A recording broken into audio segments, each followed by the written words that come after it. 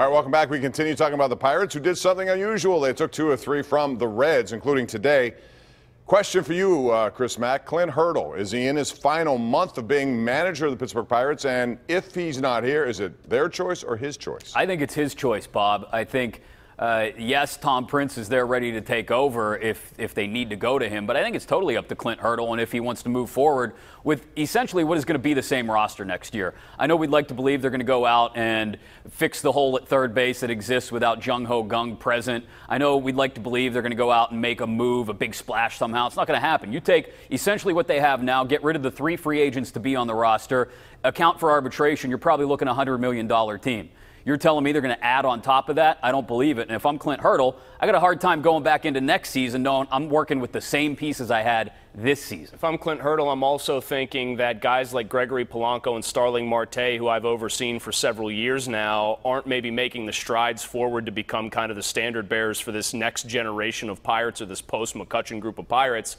And I'm thinking to myself, well, I'm not going to bang my head against the wall and try to make this happen. And I'm looking at my pitching staff and thinking, probably going to be a bunch more young starters that they're going to be asking me to help shepherd along with Ray Searage. If I were Clint Hurdle, I'd probably say enough's enough and I'm going to look kind of for other things or take a year off baseball. I think he'd still have a lot of interest out there, but I feel like it's run its course for him here. Yeah, if I'm Clint Hurdle, I'm saying enough. And forget, I'm getting off my life's work, Bob. That's what I'm doing. And my life's work is going down to my house on Anna Marie Island and doing a lot of nothing for the rest of my life, if I'm Clint Hurdle. Because he has thrown out, and Chris can speak to this doing that postgame every night, there have been a couple quizzical things in the past couple weeks where, who do you want me to go to? This guy? And it seemed no. Yeah, it seemed to be shots at management. At least that's how I took them. Like, I don't have the ammunition to fight back. Yeah. And they were not real loosely veiled either, Chris. We're getting to those. Didn't you think the Daniel Hudson shot was like maybe the most direct one he has taken all? I mean, we played that clip of him saying, "Oh my gosh, no," with like this. What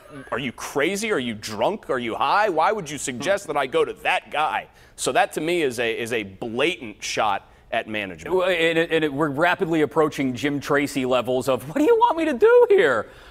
Which is literally something Jim Tracy said at one point behind the manager's desk at PNC Park. I don't have it. I'm sorry, guys. That's what we're getting to.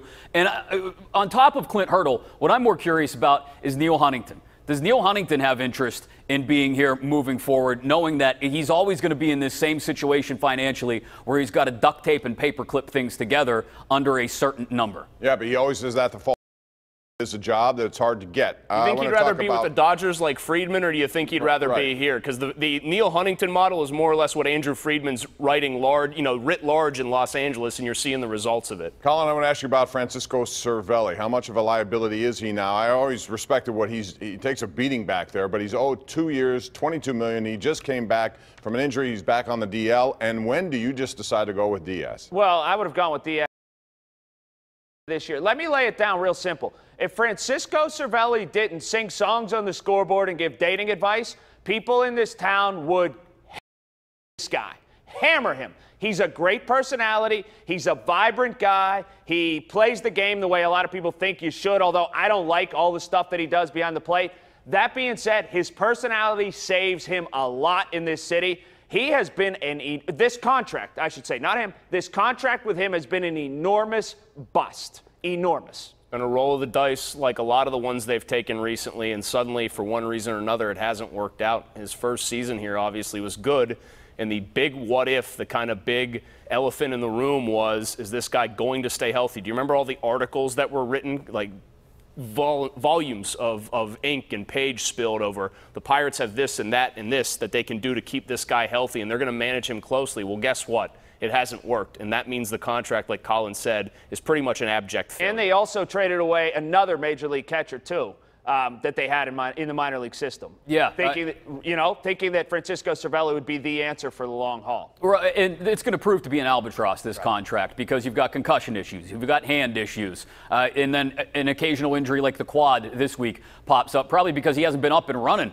a lot because he's been on the DL all season, it feels like. Elias Diaz does have his faults behind the plate, but I'm guessing it would have worked out some of those kinks had he been given more of an opportunity to play at the major league level over the past 130 games. He hasn't been given that opportunity, and because of it, there's some rust back there when he gets to the major league level. He doesn't have the same rapport with the starting pitching staff that Francisco Cervelli and Chris Stewart have. Will there be some growing pains if you had to deal with Diaz 3 out of every 4 days? Sure, but it would be a whole heck of a lot cheaper than Francisco Cervelli will be over the next 2 years. When we come back, I'm going to ask the question, is the window for the Pirates slammed shut or is it still open? But first, it's time to go round the horn for a new feature we have here on the #1 Cochran Sports Showdown. Smooth Moves, brought to you by Armina Stone, Pittsburgh's the largest supplier of the smoothest granite, marble, and quartz countertops. So, quick, smooth move, starting with you, the smooth Colin Dunlap. I don't know about that. Logan Forsythe, smooth move, playing like in the outfield grass on a perfect game when there was no chance Jordy Mercer was going to bunt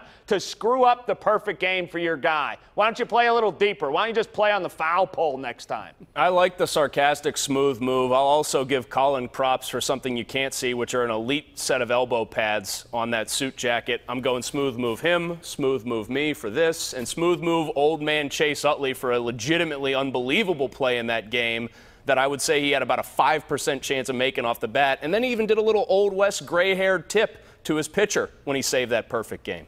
This week, I'm going to go with, as much as I hate to heap praise on anything from Philadelphia, Matt Klentak, Phillies GM. He calls up Rhys Hoskins and looks like a fortune teller because Rhys Hoskins has hit 11 home runs in his first 18 baseball games. So that's pretty smooth. That's not bad. My smooth move is Dustin Johnson on a playoff hole, deciding to go over a lake, hitting one 341 yards to make it almost impossible for Jordan Spieth to win.